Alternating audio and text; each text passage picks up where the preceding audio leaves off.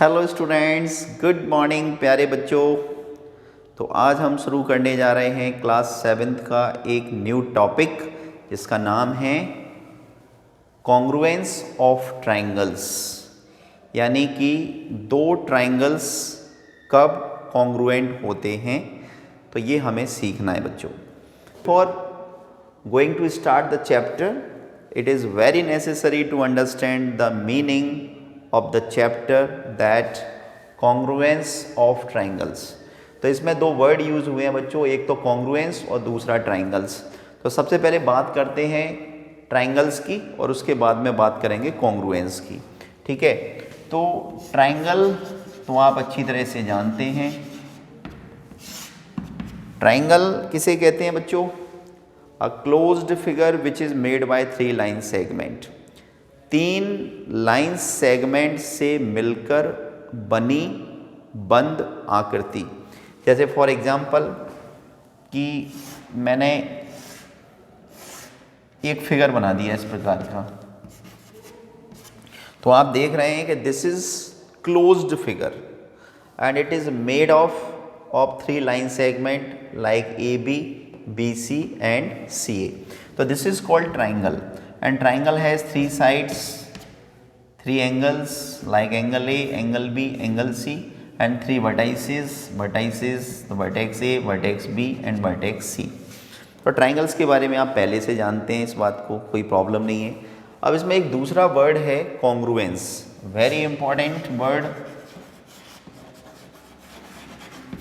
आपको इस वर्ड को बहुत अच्छे से समझना है कि कॉन्ग्रुएंस का मीनिंग क्या है बच्चों, है ना, क्योंकि एंटायर टॉपिक जो है, पूरा का पूरा टॉपिक जो है वो इसी वर्ड के ऊपर डिपेंड है, कॉन्ग्रुएंस। तो कॉन्ग्रुएंस का मीनिंग होता है कि two object which are having same shape and same size, दो ऐसे फिगर जिनका साइज और शेप कैसा हो, बिल्कुल एक जैसा हो। फॉर एग्जाम्पल, जैसे मैं यहाँ पर डेफिनेशन लिख देता हूँ पहले। Two figures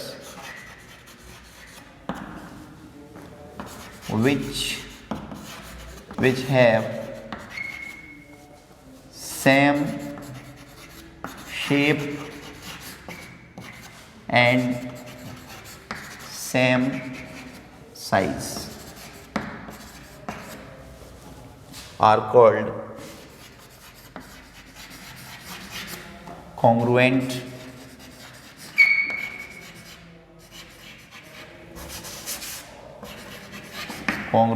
figures। देखिए, हमने देखा two figures which have same shape and same size. ऐसी दो आकृतियों को या ऐसे दो फिगर्स को हम कॉन्ग्रुएंट फिगर्स कहते हैं, जिनका शेप कैसा होना चाहिए, सेम, और जिनका साइज़ कैसा होना चाहिए, सेम। यानी कि शेप भी सेम हो, साइज़ भी सेम हो, तो exactly such type of figures are called congruent figures, ठीक है। So many examples in our surrounding of congruency of two figures। You can see our body is the best example of congruency of two figures, है ना। हमारा जो शरीर है, हमारी जो बॉडी है, ये कॉन्ग्रुएंसी का सबसे बेस्ट एग्जाम्पल है। जैसे फॉर एग्जाम्पल हमारी दोनों आँखें, टू आइज़ वी हैव, दोनों का साइज़, दोनों का शेप देख लीजिए एग्जैक्टली सेम है। हमारे दोनों हाथों को देख लीजिए एग्जैक्टली सेम है। हमारे दोनों लेग्स देख लीजिए, लेग्स भी हमारे दोनों सेम हैं, यानी कि same shape and same size. तो ऐसे फिगर्स जो आपको बिल्कुल एग्जैक्टली उनका साइज़ भी सेम हो, उनका शेप भी सेम हो, उन्हें हम क्या कहते हैं, कॉन्ग्रुएंट फिगर्स कहते हैं। फॉर एग्जांपल, बात अगर ट्रायंगल की जाए, तो मैंने एक ट्रायंगल ये बना दिया, दूसरा ट्रायंगल भी हमने बना दिया। आप गौर से देखिए कि ये ट्रायंगल है ABC और ये ट्रायंगल है DEF। आप देखो कि दोनों का जो शेप है सेम है, दोनों का जो साइज है सेम है, तो हम ऐसे फिगर्स को कॉन्ग्रुएंट फिगर्स बोलते हैं और कॉन्ग्रुएंट का साइन होता है इस प्रकार का, यानी कि इक्वल टू के ऊपर इस प्रकार का हम एक एरो मतलब ये बना देते हैं, एस को थोड़ा सा वाइब्रेटेड करके, ठीक है। तो this sign representing here congruency, understood. अच्छा, तो ये तो हमने ट्राइंगल के लिए बताया। अगर हम बात करें किसकी, रेक्टेंगल्स की, तो हम रेक्टेंगल को भी कॉन्ग्रुएंट बना सकते हैं। कैसे? जैसे एक रेक्टेंगल ये है सपोज, दूसरा रेक्टेंगल ये है। अब आप देखिए कि ये है ABCD, ये है सपोज PQRS। मुझे दोनों को देख के बताइए क्या आपको ये दोनों रेक्टेंगल एक जैसे दिखाई दे रहे हैं? अगर ये दोनों एक जैसे हैं, इनका शेप भी एक जैसा है, साइज भी एक जैसा है, तो हम इनके बीच में कॉन्ग्रुएंसी का साइन लगा सकते हैं। अच्छा, बात अगर लाइन की जाए, लाइन सेगमेंट की, तो अगर एक लाइन सेगमेंट ये है सपोज AB और इसकी लेंथ है 5 सेंटीमीटर, एक दूसरा लाइन सेगमेंट है CD और इसकी भी लेंथ है 5 सेंटीमीटर, तो हम लिख सकते हैं कि AB line segment is congruent to line segment of CD। तो ये लाइन सेगमेंट भी इक्वल होती हैं बेटा, लाइन सेगमेंट भी कॉन्ग्रुएंट होती हैं, ट्राइंगल्स भी कॉन्ग्रुएंट होते हैं, रेक्टेंगल्स भी कॉन्ग्रुएंट होते हैं, दो एंगल्स भी कॉन्ग्रुएंट होते हैं। जैसे फॉर एग्जांपल मान के चलिए कि ये मैंने एक एंगल बनाया और सपोज़ ये एंगल है हमारा 60 डिग्री का और इसको नाम दे दिया मैंने ABC, अंडरस्टूड। मैंने एक दूसरा एंगल बनाया, ये भी 60 डिग्री का है और इसको नाम दे दिया मैंने PQR सपोज़। तो आप ये देखिए कि दोनों ही एंगल कितने डिग्री के हैं, 60 डिग्री के हैं। तो दोनों का शेप कैसा है, सेम है, साइज़ भी सेम है, दोनों का मेजरमेंट सेम है। तो आप क्या लिख सकते हैं, आप लिख सकते हैं angle ABC is congruent to angle PQR, understood बच्चों। तो मैं समझता हूँ कि आपको कॉन्ग्रुएंसी अब अच्छी तरह से समझ में आ गई होगी और आपको ये भी समझ में आया होगा कि हम कैसे ऑब्जेक्ट को कॉन्ग्रुएंट ऑब्जेक्ट कहते हैं या कैसे फिगर्स को हम कॉन्ग्रुएंट फिगर्स कहते हैं, अंडरस्टूड।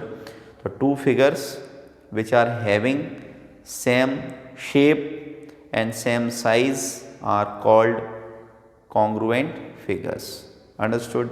ओके बच्चों, तो बच्चों इसमें हमें बहुत सारे एग्जांपल्स दे रखे हैं, लाइक कुछ स्टैम्प दे रखे हैं इसमें, है ना।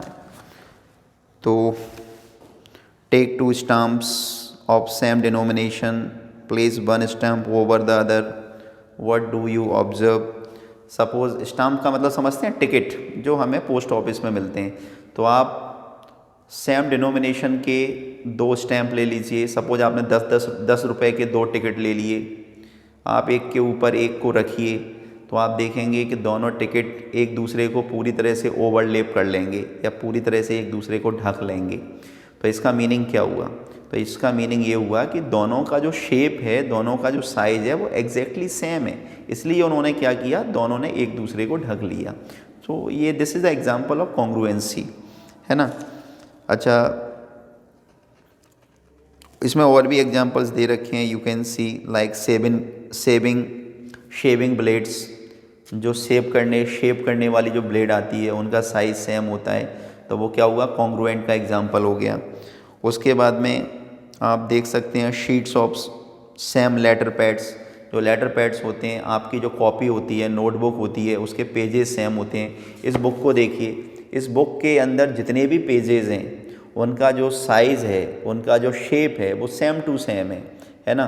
तो इसको भी हम क्या बोलेंगे, कॉन्ग्रुएंट फिगर्स बोलेंगे। इसमें बिस्किट दे रखे हैं, है ना, तो ये सभी कॉन्ग्रुएंसी का एग्जांपल्स हैं।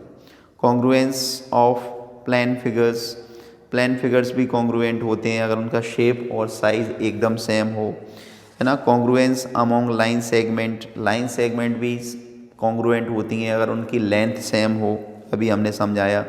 कॉन्ग्रुएंस ऑफ एंगल्स भी सेम होते हैं अगर उनकी मेजरमेंट सेम हो।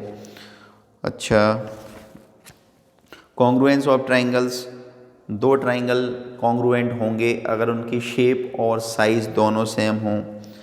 ओके, अब इसमें क्वेश्चन ये आता है कि अगर दो फिगर कॉन्ग्रुएंट हैं, अगर दो फिगर कॉन्ग्रुएंट हैं तो इस बात का क्या मीनिंग है, इसका क्या कंक्लूज़न क्या निकलता है इससे। तो देखिए, जैसे हम बात करते हैं कॉन्ग्रुएंसी ऑफ ट्राइंगल्स की, है ना, congruence of triangles, congruence of triangles.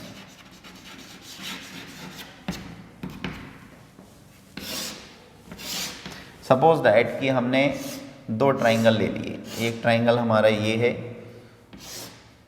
दूसरा ट्राइंगल हमारा ये है, इसका नाम है ABC, इसका नाम है DEF। आप देख रहे हैं कि दोनों की शेप कैसी है, ट्राइंगुलर। आप देख रहे हैं दोनों का साइज़ कैसा है, सेम। तो दोनों ट्राइंगल्स कैसे हैं, कॉन्ग्रुएंट हैं। तो हम यहाँ पे लिख सकते हैं कि triangle ABC is congruent to triangle DEF। तो मीनिंग क्या हो गया, मीनिंग ये हो गया कि ये दोनों ट्राइंगल्स कॉन्ग्रुएंट क्यों हो गए, क्योंकि यहाँ पे AB इक्वल टू क्या है, DE, BC इक्वल टू क्या है, EF, और CA इक्वल टू क्या है, FD। तो तीनों साइड इक्वल हैं। एंगल A जो है वो एंगल D के इक्वल टू होगा, एंगल B जो है वो एंगल E के इक्वल टू होगा, और जो एंगल C है वो एंगल F के इक्वल टू होगा।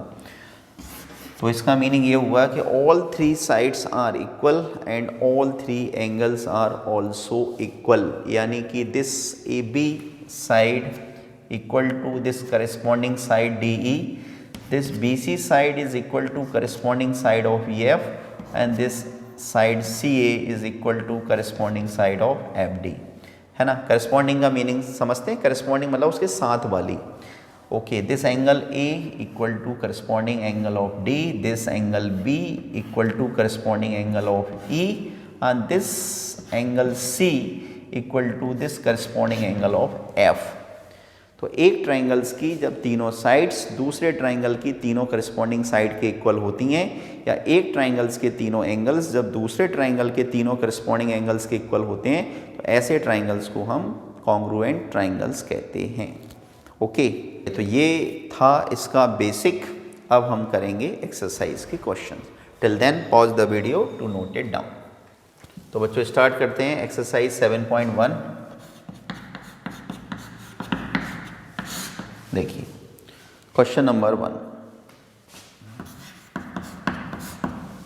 क्या है। क्वेश्चन नंबर 1 में देखते हैं, इसमें क्वेश्चन है कंप्लीट द फॉलोइंग स्टेटमेंट, है ना। हमें इन स्टेटमेंट को कंप्लीट करना है। तो ए, इसमें लिखा है two line segment are congruent if. तो two line segment are congruent, दो लाइन सेगमेंट कॉन्ग्रुएंट होंगी if their measurement are equal, if their measurement, या हम ये भी लिख सकते हैं if they have equal length, अगर दोनों की लेंथ कैसी हो, इक्वल हो। अच्छा, बी में लिखा है among two congruent angles one has a measure of 70 degree, the measure of other angle is. दो कॉन्ग्रुएंट एंगल्स हैं, दो कॉन्ग्रुएंट एंगल हैं और एक की मेजरमेंट 70 डिग्री है, तो दूसरे की क्या होगी, तो ऑब्वियसली दूसरे की भी 70 डिग्री होगी। क्यों? क्योंकि कॉन्ग्रुएंट एंगल्स तो हम ऐसे एंगल्स को बोलेंगे ना जिनकी मेजरमेंट सेम होगी। तो एक अगर 70 डिग्री का है तो दूसरा भी 70 डिग्री का होगा। थर्ड या C part, when we write angle A equal to angle B actually mean. तो इसका मीनिंग क्या है, जब हम angle A equal to angle B लिखते हैं तो बी एक्चुअली मीन, तो इसका मीनिंग होता है देयर मेजरमेंट आर सेम, यानी उनकी मेजरमेंट सेम है, मतलब वो इक्वल डिग्री के हैं, है ना। चलिए, तो ये क्वेश्चन 1 हो गया हमारा बच्चों। क्वेश्चन 2 में लिखा है give any 2 real life examples for congruent shapes. कुछ भी लिख सकते हैं आप, कुछ भी, है ना। लाइक नोटबुक,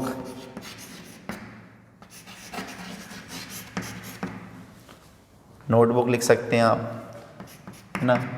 आप मैथमेटिक्स की आप लिख सकते हैं मैथमेटिक्स बुक,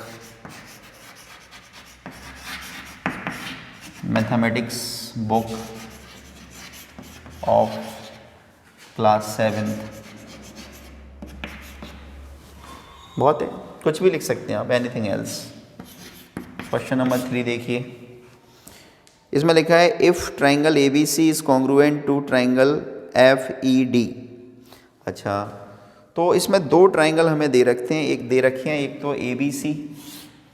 तो सपोज ये ट्राइंगल ABC हो गया, ABC, और एक दे रखा है FED। तो FED,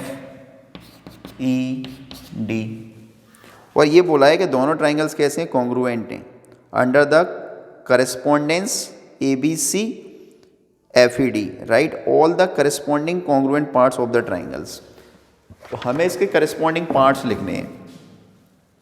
ओके, तो देखिए वेरी इजी, हमें क्या गिवन है, since triangle ABC is congruent to triangle FED, ये जो ट्राइंगल है ABC, ये किसके करस्पॉन्डिंग है, ये किसके कॉन्ग्रुएंट है, FED के। तो हमें इसके करस्पॉन्डिंग पार्ट लिखने हैं, कॉन्ग्रुएंट पार्ट्स। तो कॉन्ग्रुएंट पार्ट्स कैसे लिखेंगे, देखो इसकी वेरी इजी, AB और इसकी करस्पॉन्डिंग साइड क्या होगी, FE, फिर BC और इसकी करस्पॉन्डिंग साइड क्या होगी, ED, तीसरा CA, तो इसकी करस्पॉन्डिंग साइड क्या होगी, DF। तो ये तो करस्पॉन्डिंग साइड्स हो गई तीनों। करस्पॉन्डिंग एंगल लिखो, तो एंगल A इक्वल टू क्या होगा, angle F, angle B equal to क्या होगा, एंगल E, उसके बाद एंगल C क्या होगा, इक्वल टू एंगल D। तो ऐसे लिखेंगे बेटा, है ना। जब 2 ट्राइंगल्स हमें कॉन्ग्रुएंट दे रखे हैं तो उनके जो करस्पॉन्डिंग पार्ट्स होंगे ना, वो भी एक दूसरे के इक्वल होंगे। तो this was question number 3। Next question रब कर देते हैं। तो नेक्स्ट क्वेश्चन है इसमें क्वेश्चन नंबर 4। तो इसमें हमें दे रखा है if triangle DEF is congruent to triangle BCA, write the parts of triangle BCA that correspond to. तो वेरी इजी, क्वेश्चन नंबर 4 हमें दे रखा है triangle DEF is congruent to BCA। तो 2 ट्राइंगल्स बनाते हैं। तो सपोज ये ट्राइंगल हो गया हमारा DEF और ये ट्राइंगल हो गया हमारा BCA। तो DEF एंड BCA। ओके, हमसे पूछा है write the parts of triangle BCA that correspond to. तो नंबर 1 एंगल E, तो एंगल E किसके इक्वल टू होगा, एंगल C के। ओके, सेकंड में पूछा है लाइन सेगमेंट EF, EF किसके इक्वल टू होगा, line segment CA। Okay,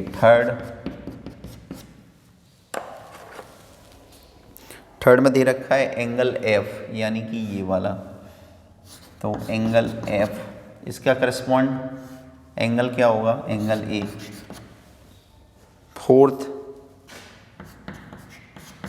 fourth में हमें दे रखा है line segment DF, D F. तो इसका करस्पॉन्ड क्या होगा, लाइन सेगमेंट बी ए। ओके बच्चों, सो ऐसे करेंगे इसको। This was question number 4। What we have done? We have done all the questions of exercise 7.1. Understood बच्चों? तो this is enough for today, and in next class we will study about exercise 7.2. Till then take care and goodbye. खुश रहिए बच्चों।